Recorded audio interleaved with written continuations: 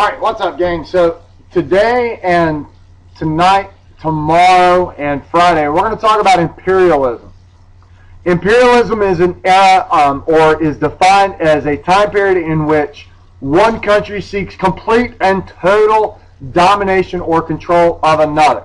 So we're going to talk about the era of European imperialism and global imperialism by the Western powers as it resolves or as it relates to the Industrial Revolution and how it could perhaps relate to World War I later. So this is kind of the bridge between the Industrial Revolution, 20th century Europe, or 19th century Europe, and to World War I. So if you're ready, let's get rocking. So first of all, I want you to think about the motives for colonialism. Think back to the age of colonial exploration. Think back to that transition, okay, and what motivated the countries. Well, what were they? They were God, gold, and glory. Now, the motives for imperialism are just a little bit different.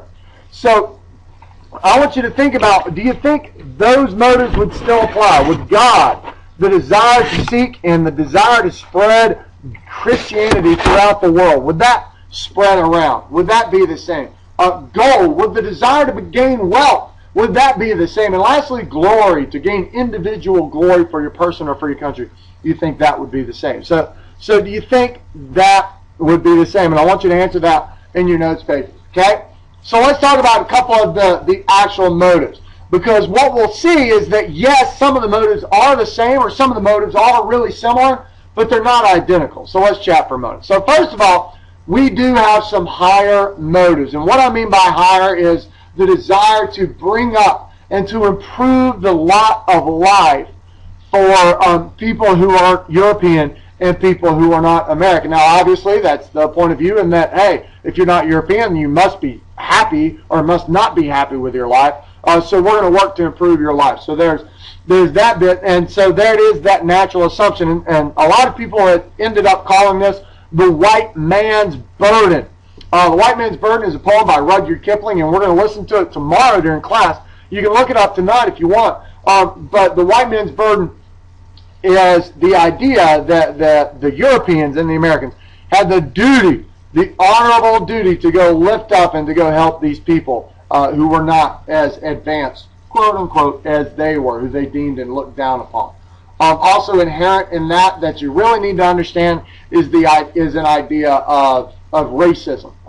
Is an idea that if you were not white, you were wrong and you were a lesser people. And history at the time, historians kind of slanted their view on history to support that idea, even though it was obviously very wrong. So what are a couple of the economic motives? Obviously, we had just come out of the Industrial Revolution. So I want you to think about, why would Europeans need more raw materials? What do you think they were doing in Europe in the 1700s? England, France, Germany began its Industrial Revolution in the mid-1800s. What were they using up? Your answer? Raw materials. So they were using up all their raw materials, so now they had to go get more raw materials. And so where do you get that stuff? Well, first of all, Africa is a storehouse. You learned that last year in geography. Africa is a storehouse of raw materials. It's just a matter of getting to it. So European powers said, hey, we've got this entire continent that's governing itself. Let's go attack it. Let's go get the stuff out of there. We already had colonial trade posts on the coast, predominantly on the coast, but nothing really on the interior. And so what we notice and what begins to happen is that the European powers go on into there. Well, not only did they want raw materials, but they also wanted something called new markets. What's a market? What's a supermarket? What do you do in a supermarket? You buy stuff, right? Well, the Europeans wanted new places to sell their stuff.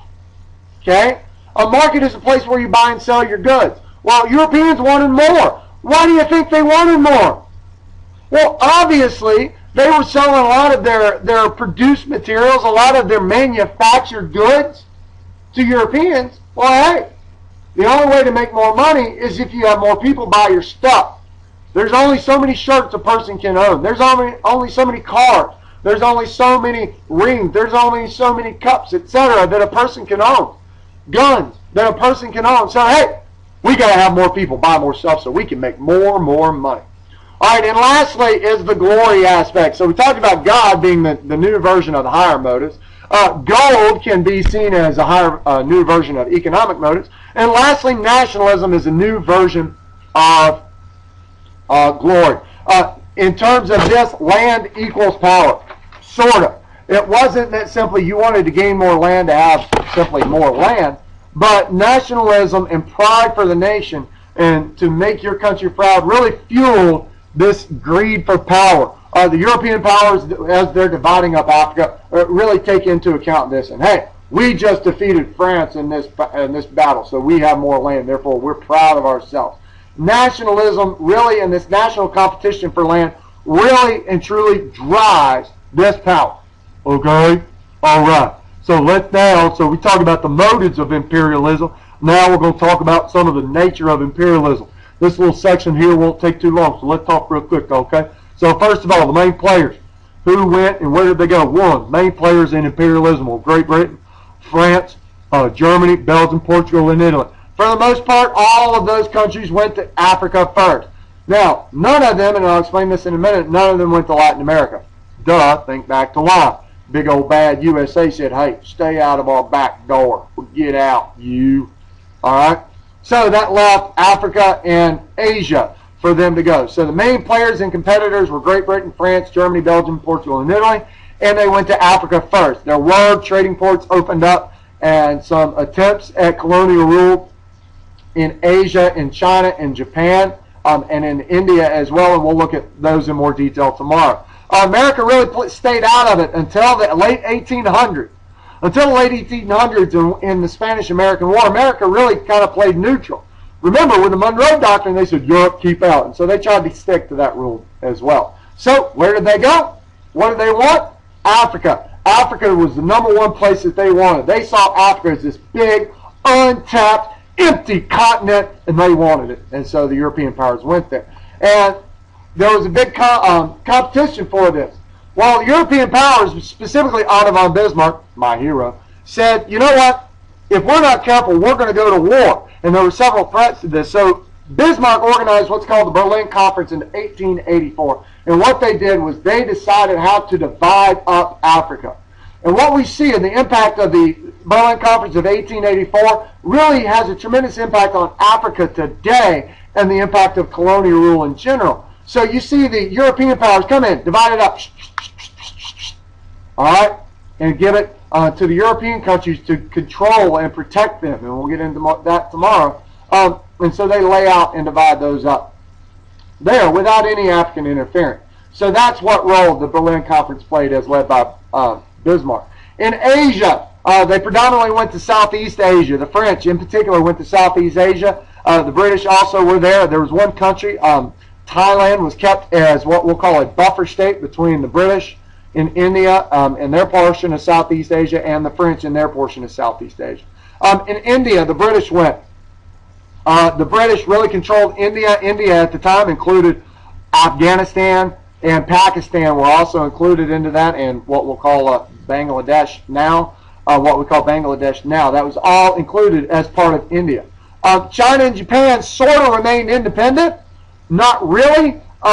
Japan and China, Japan actually tried to imitate colonialism and imperialism and expand. And China was in the throes of its last dynasty, its last real emperor, and so they were really on the decline. And the Chinese were basically forced to trade with the Europeans, even though they really didn't want to. Okay? So let's review real quick. What were the motives for imperialism? They were really the same as the motives for colonialism, but just a little bit different.